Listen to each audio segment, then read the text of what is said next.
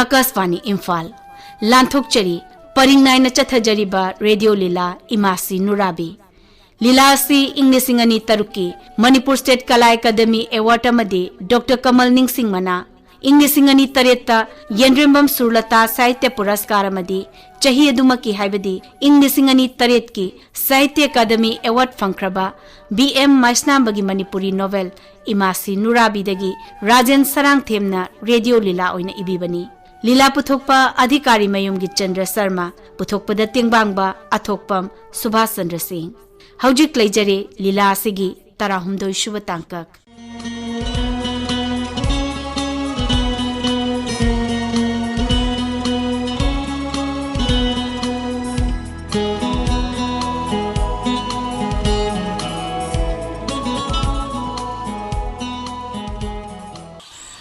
Madam se Baba Sukumar gina masanupi aduga Chitagong imasi gina luna tina jabi matawi baduda aidi imasi aina adum kaure adu di aikhoisu imasi hekte kawjarage yaida aidi imasi haina kawbi baduna hena pamje imasi gi wari pumba uncle sendagi loina tajare oh angau bini gadi hailakte ko krai no de imasi nakhoi lakpa ngaina numit nini mukti akoiba sagar gi mafam sing dei deep sing gi mathaki oiba survey ti tawba chaurakpa ma loisile masi gi makha ta badi ising manung da iruptuna Los Island du thibani ado aidi aikoi gi mi surabani na ngasi degi weina hektamak hauba pamine imasi na bu pambira badi ngasi mak adum hurasi masi Diamond Diving Club ki hidang pham da kapalini kobari sas vessel ama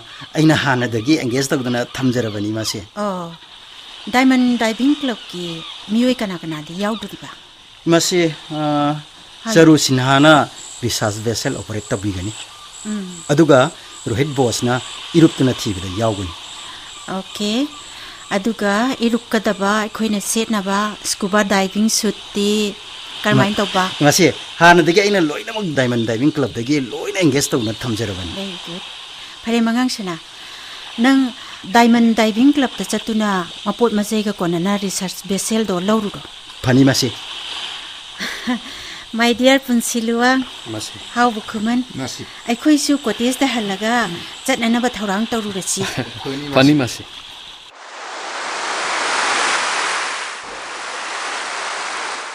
Oh, madam. dasu Numit kya ni chatbu agini madam. mathaki survey tawbada numit nini muk changkhre Oh, madam. aduga ising manungda iruptuna numit mari ni mukti thiba tari dasu Adu cottage da di numit kudingi halak boy gadre madam. hala oi Oh. house boat ta natraga sagar dip mathakta tent khanduna lektoini Adu madam ai su yaw haibini na adu sahib halak club di kamdo boy agini madam. sukuda halakhiroi aina khangba male aduna cottage so lonsilam imasi research basin kapalini thungnari masi oh kadai wow very nice kapalini mastul ki phi angau bata angang ba machuna thariba Nurabi Island hunting expedition kaya da fazerino yam faze imasi gi sibart ka aigi samsai ba ni da puga da posai chatka da bai khoi puna kapalini gi manakta chalase la dajo puga da pochei do aigi sibarta hapchilo Fagani aduga madam. dasuju kakhalo Fagani madam. itaw luwang nanga kuman ga sio aigi samsai ba da kakat piro ho ho ita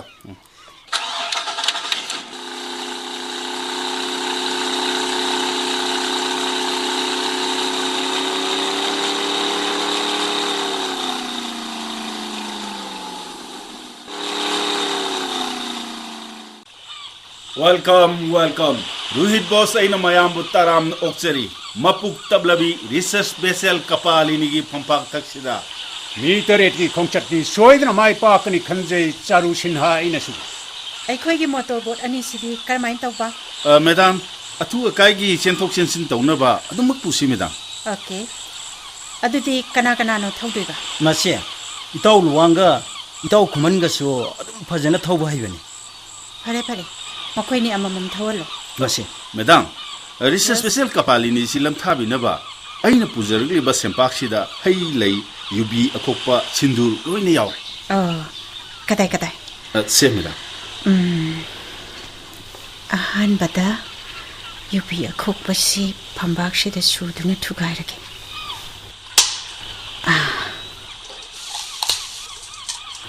ꯑꯀꯥꯏꯕ ꯌꯨꯕꯤ ꯇꯪꯈꯥꯏ ꯑꯅꯤꯁꯤ ꯕꯪꯒꯁꯥꯒꯔꯗ ꯊꯥꯗꯔꯒꯦ ꯍꯩꯂꯩ ꯑꯃꯨꯛ ꯀꯠꯂꯒꯦ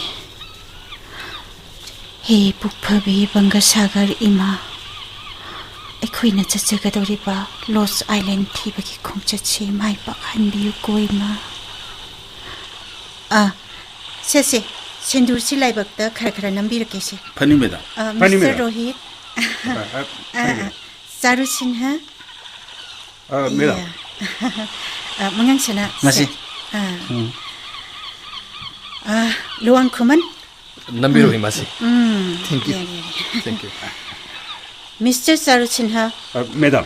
start ꯇꯧꯅꯕꯒꯤ ꯕꯇꯟꯁꯤ ꯀꯔꯝꯕꯅꯣ Madam, sigi angangba button sida etta nambiro madam.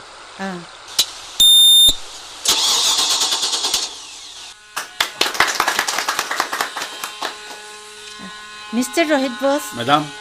diving suit kadayda lay? Madam ga mangang di kibin sonda lensin biyo. Loina mak thorang tu dunal thamjarabe. Okay. Madam, ahamada kino chagadu si kadai dinok ta takbiyo madam. ꯑꯍꯥꯟꯕꯗ light house ꯇꯝꯅ ꯊꯧꯕꯤꯌꯨ ꯃꯉꯥꯡꯁꯅꯥ Masi. ꯀꯦꯕꯤꯟꯗ ꯆꯪꯉꯒ diving ꯁꯨꯠ ꯍꯣꯡꯉꯨꯔꯁꯤ ꯂꯥꯛꯑꯣꯗꯅ Hoi masi. As. Imasi sulmila siensi. Aray ba nupidi na tiko. Kaya thuna diving suit si hong kibani. ꯃꯉꯥꯡꯁꯅꯥ Masi. ꯍꯤꯡꯉꯣꯏ ꯑꯩꯅ ꯇꯧꯔꯤꯁꯤ ꯌꯦꯡꯉꯒ ꯑꯗꯨꯝ ꯁꯤꯠꯂꯨ Hoi masi. ꯁꯣꯏꯉꯥꯝ ꯌꯥꯎꯔꯁꯨ ꯑꯩ ꯑꯗꯨꯝ ꯁꯦꯝꯕꯤꯒꯦꯀꯣ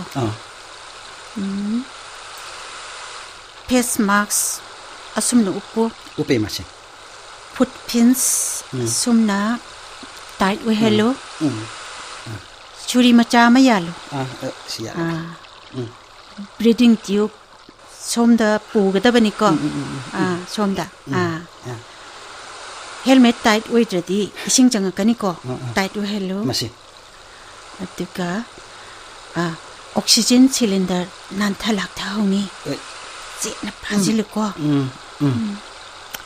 ꯅꯈꯨꯠ ꯅꯥꯝꯃꯅ ꯍꯥꯔꯄꯨꯟ ꯒꯟ ꯑꯃ ꯄꯥꯏꯔꯒ ꯅꯈꯨꯠ ꯅꯥꯝꯃꯅ ꯑꯟꯗꯔ ꯋꯥꯇꯔ ꯇꯣꯔꯆ ꯑꯃ ꯄꯥꯏꯒꯗꯕꯅꯤꯀꯣ Hoi masi. Imasi na diving suit set fesidi sang mopi yam malebo. ꯅꯪꯕꯨ ꯁꯥꯛ ꯃꯄꯤꯒꯤ ꯃꯇꯨꯡ ꯏꯅꯤ ꯍꯥꯏꯗꯥꯏ ꯉꯁꯤꯗꯤ ꯂꯧꯈꯠꯂꯨꯔꯁꯤ ꯅꯄꯥꯕꯨꯡ ꯅꯤꯡꯊꯦꯝ ꯂꯥꯕ ꯁꯅꯥꯒꯤ ꯍꯤ ꯕꯥꯔ ꯂꯩꯔꯝꯈꯤꯕꯁꯨ ꯌꯥꯔꯤ ꯃꯍꯥꯛꯀꯤ ꯁꯔꯨ ꯄꯣꯂꯥ Masi. Tanda sida thamoi nokthbirakanu ba. ꯅꯧꯊꯕ ꯅꯠꯇꯦ ꯁꯨꯝ ꯅꯤꯡꯁꯤꯡꯉꯛꯄꯅꯦ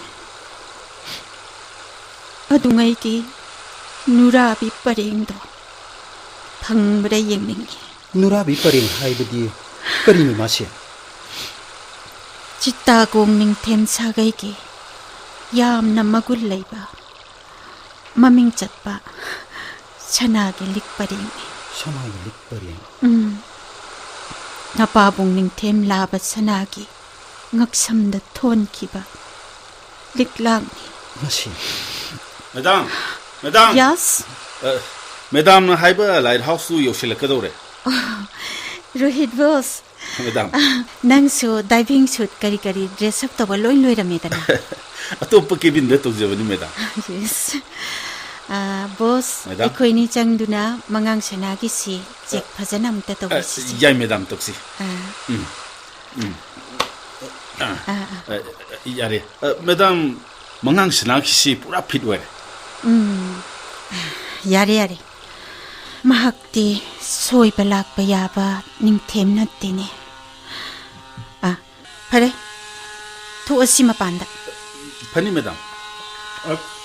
Madam, lighthouse Yes. overbadina kadawai da khangjoge madam. Two ꯑꯁꯤꯗꯒꯤ ꯂꯥꯏꯠ ꯍꯥꯎꯁ ꯃꯈꯣꯡ ꯑꯁ꯭ꯋꯥꯏꯗ ꯈꯥꯝꯃꯨ 리서스 스페셜 까팔리니 감라버니나 아이코기 모tor 보수 스와이드 탐마게. 야래. 어디에 탐모. 미스터 루왕. 그만. 너희니 좀 맡아다 가클로 어두가 에레스 동민씨. 호이 까까짜라게. 어이. 세. 그레이션도 이쪽시. 세. 식도 이쪽시. 아두가 배락시수 신경은 봐. 아마가 여러분 다들 그러니까. 다드시. 요리시는 까팔리니 시 먹으면 되는 거 가다 되는 뭐. 어떻게 주세. 아니, 빨리 요리시. 아니, 라이트하우스기 hendoklibwa posisida pullage. 세 스쿠바 다이버싱나 머펌시다 루키 하이버 康나바 블루 앤 화이트 인터내셔널 코드 에 플렉시 왕진 칼레시세. 오, 예스. 시클레. 야르웨 징비요. lamkhai khangnaba atawba rubber ball su chauna koisinduna imaida tawhanduna thamedana okay adudi Mr. Boss 매담 mangang chana 마시 ready tawba yare ko 호이 마시 망강 나사다 야고 푸나막시 또버 야레코. 호이 떡신자리 보스 매담 레디 또버 야르니. 마시 황도 토리 분들바 수 야가더라 hai madudi thaina ki method ni manungda thauri asangba ma thadarakadorbanina kaisa chingnaninga leite Mr. Boss 매담 swaida mahausa octopus achauba ma leikhibani thanga thobado jetna paisiluko 빠이시레 매담. 아두디 아이 망 다저게. no ladies first ai mang thage 아니 매담. itungda mangang chana la halo 매담. aduga nangna lifeguard oina inabiro yaidana Yes 매담. I'm at your command. adudi ising imai yaunaba ai kairakta kumthakrage ko Best of luck, madam.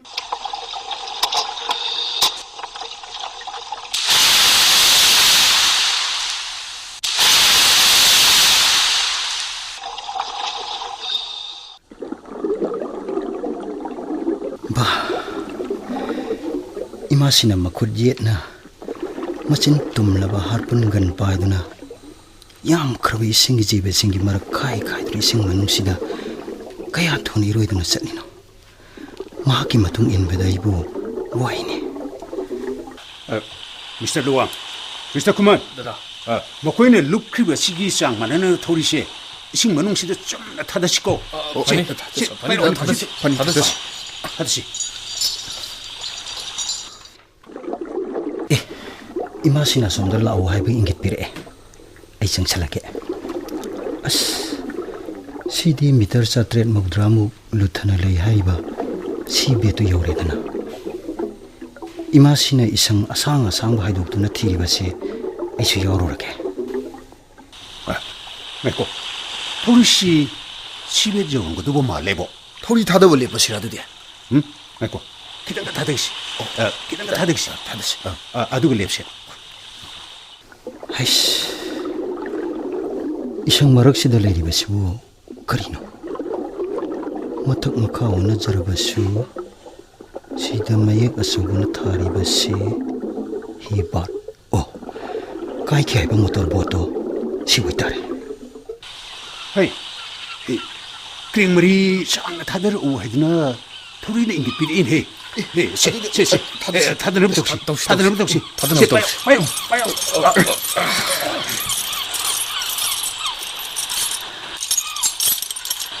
이마시가 로힛 보스 까이 코이 ohumna mathak makaon thoktan chumna lehela bhi barsi rohit boss na krengi yoli na chen ki sankre mahakna ingat pirak libesidi singkat kharke haibani ni imasina so singkat khar haidani ingat pikre tapna singkat pa ukre imasina hibat lera mama phangduda laiba katlaga karino ma thiriba dungna torisi aisu sangchandna yaurukige karino isang maraksida khutna sum hotpada kainun pulebisna ikui ba paringi ne masidi kubakta noi thoklaga karino yang lage sidi sanagi liknina liksida nungangang manatin ba thambala masu yaurine imasine ngoni lawraga aigi ngaksamda huli ai busin konsili ine makut namana thaurida ahumlak singdona singkhat waidam ingit pikre adu oirabadi ai su thauri sida kanna pairage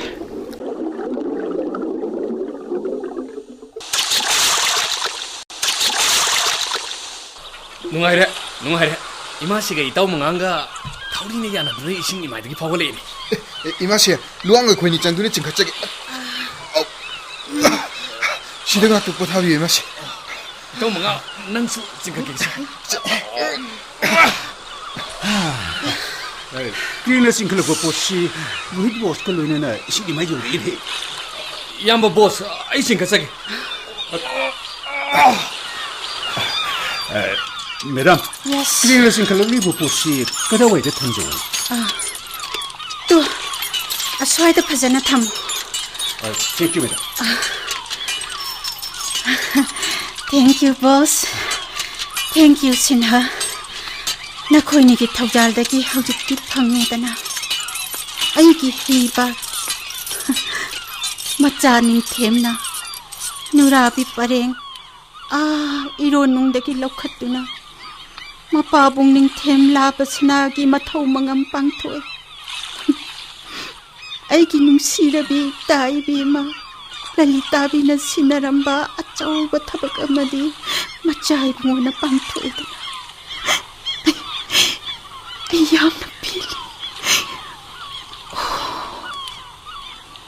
numsibani dako mapok amagi mangau thiraba iba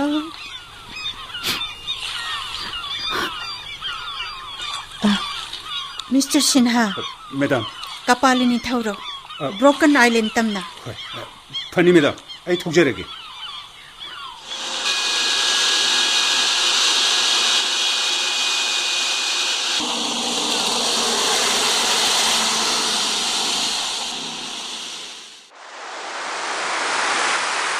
Wheeler Island yorbanina nayak pothabigadra madam. yai akhoi me am ngasi ahingdi sida bulek thokrase Funny madam. Hi Mahanti Hi madam ai ki kapalian singasiga sakhangno ai island hunting chatlurini Oh madam nangdi nungairi dana nungaijeri madam Hello nice to meet you Hello Hello Hello What? You are just like Chittagong Laipakang Oh yes he is junior ning them laba Sure I have got the lost Holy Spirit. Oh my God. My dear Kapalians, Mahakiming Rono Mohanty. Hi Hi Mafam asiki Kenman ne. Wheeler Hotel amadi Wheeler Club ki mapuni. Madam Yes. mayam punamak ngasidi aigi hotel guest oibiko numidangi jagoi isaisu yengbiko aduga ngasishi Wheeler Club ki foundation day suni Foundation Day. Oh madam Yeah. Mr. Boss, Madam. Mr. Sinha, Trinity brother, aduga Daju. Mohanty ki invitation si law sira. Funny madam. adudi mayam aigi hotel le lengsim biro Funny. Okay. Ladies and gentlemen, ngasi Wheeler Island Club ki foundation day sida Odyssey dancer Prabhavati Rai gi jagoi ama mayam na meng tabikri. Mathang ngasidi akhan naba thauram ama leijari. Haujik mayam gi mang ka kaukthok chari Dr. Miss Surmila Sen Evergreen Nurabi to present the immortal songs of the Daining Them Nurabi of the Wheeler Island. Madam, please come on the stage.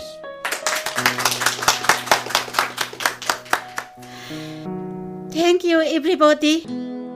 Aina adungai gi isai matik amatang sakjage.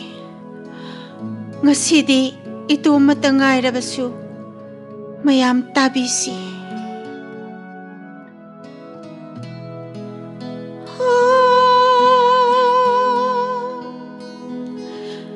Ning tem gi nurabi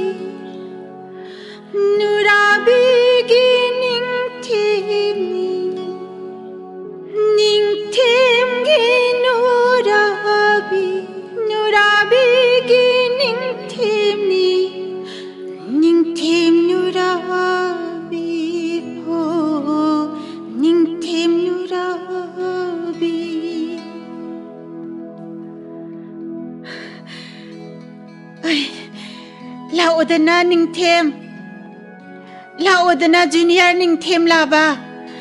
Let us pay homage to the parting soul of Ningthem Labasana.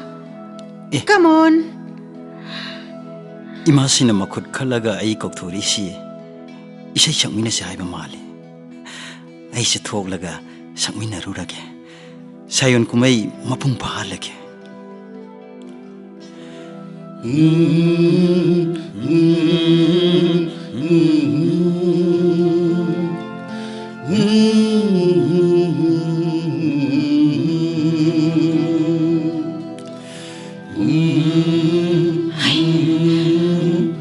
Karino? Asuk lang ba? Asuk yam na pa sa masik mga. Kanano? Mangang sana. Nate. Isabi ning tem labas sana. Mapok langol khudingi Ningthem Nurabi anidi laina chemba leipulni Mapok langol khudingi laina chemba leipulni Mapuk langon amada nang nasabi sa'yo nang nasabi sa'yo Mapok langol amada nang nasyano sayoli nang na ay busum hatle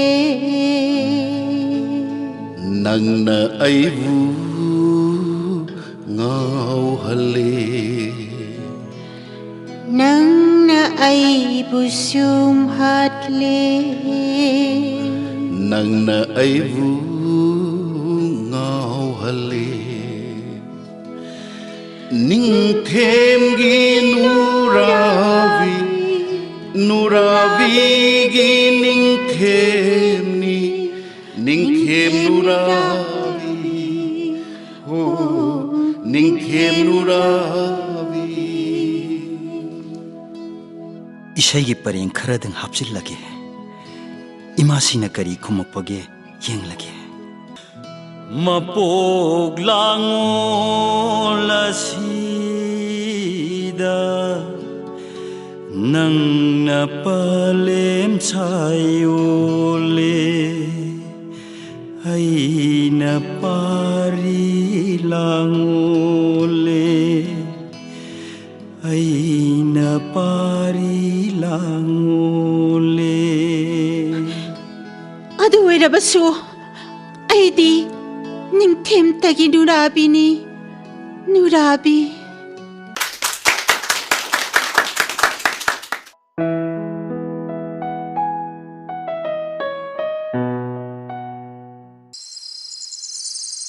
Madam Yes Los Island gi puari di mangang sanadagi phajana tajare adubu singnaba matang di leje Mr. Boss takpis Karino adomna chingna biri babo madam aikhoina thiba yaba su thiri adubu karamba khudam changdam phanglabadi Los Island ni haiduna identify togadage haibasini Mr. Boss takpiyo adomna hangbiri batu yam chombo waphamni Chittagong legend gi matungina aronba khudam natraga dynasty symbol amale hairiba khudam ado Los Island gi chingmaida chingthak ki maikei marida nungda haktuna leramgani artha hanba luba mayek yasu yauramba yai 이마시 쿠담 마두디 까이노 이브야이 Kuman maicho Masi nangna khangjaba oibiaba khudam matang hayudana imasi masi matang se idi wakhana lamba phangdebo mangang sana masi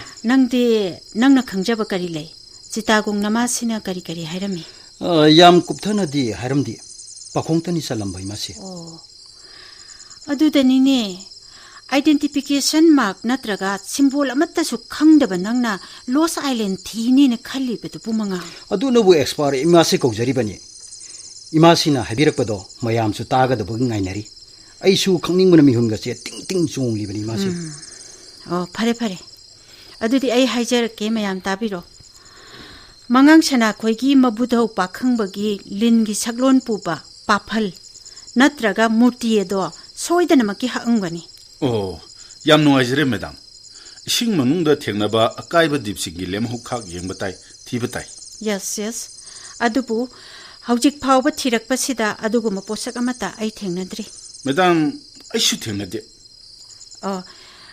हौजिक नुमदांग ओइरसु इसिंग मनुंगदा लुप्पगा थीसिरा mister boss याइने madam हेडलाइटसु मतिक चाना याउरी मंगांग इमासी नंगदी याब्रा याय लुपग thesis इमासी मफमसी पाक चाउबनिना अहिंग नुंथिल अनिमक्ता अदुम thesis थुंगननबा नखोइनिगी थौनाना अदु यौना लैरबदी फंगनी सोइदना loss island madam फरे अदो अखोइ तहा गुमसी ngasi ahingse phajana potharasi दाजु madam दाजु चाक थोंगना बा थौरांग तौरसिरा फगनी मैडम आइदी दाजुगा चाक थोंमिनरमगे मैडम नखोइ मयाम नौना थुंगलबा दीपसिदा कोइथोक जरुरो अदो थेंगना हलकपदि यादेको यस मैडम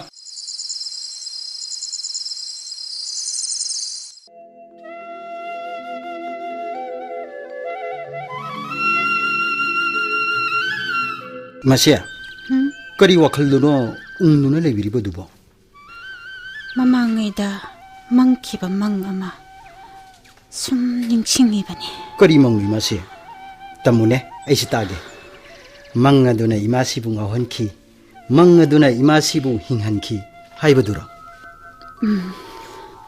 माने ngasiदगी चही 13 लोंगी ममांगदा अइना मंग अमा मंकी मासे नोंमा अहिंग ममैदा अइगी ही बाटना लुक्खिबा बंग सागर इरुलनुंदगी थंबाल मवोंग मानबा यामना लंगबा मंगाल अमा फाउगलक्की मासे मंगाल दुकी मनुंगदा थमचेत मरु अमने मरुदुदा यावबा मयोल अमने अदुगा मपानदना निंगम खिद्रबा निंगथेम लाब सनागी माइथोंग अमगुम उई मदुना इनाक्ता नक्ना पाइसिलक्तुना नासोन पिकना मंगताक अमा हाइरमी सुरमी इशानौ नुराबी आई चटलेको मपोक अमदा अमुक उनरसी आई लाखिनी थवाई मरु से इशाद इशा अमुक तिल्लुरगे पायरक्के अमुक हन्ना चिंगनुंग शना लोकनुंगदगी शावी इने मच्चा ओइना अदुक सेंगना मंगबा मंग पुंसीदा अमुक्ता सुमंग खिद्रे मासे थवाई मरु नत्रगा होली स्पिरिट अदो सुम पाइकी लंगट्रिक लंगब थवाई मरु दो थवान मिचाक ओलक्की आई लाव बंगम खिदे कौजा बंगम खिदे अदुबो खुद खत्तुनदी कौजकी मासे अदुबो सुम पाइखिदुना चितागोंग लाइ नुराबिगी लाइसंग पाइसिनकी अदुदगिदि मेकअप खंथोक थोरकी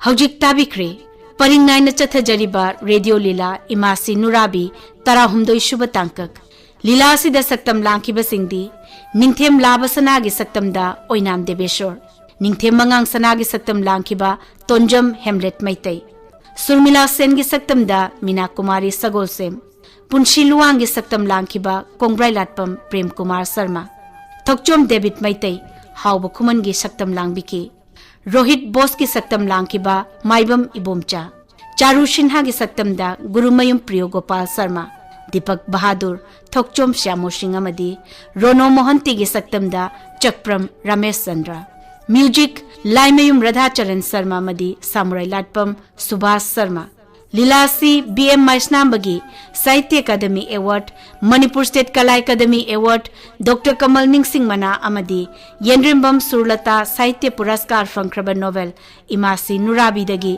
रेडियो लीला ओइना ओंथोकपा राजेन सरांगथेम लीला पुथोकपा अधिकारी मयुम गिचंद्र शर्मा पुथोकपद तेंगबांगबा अथोकपम सुभाष चंद्र सिंह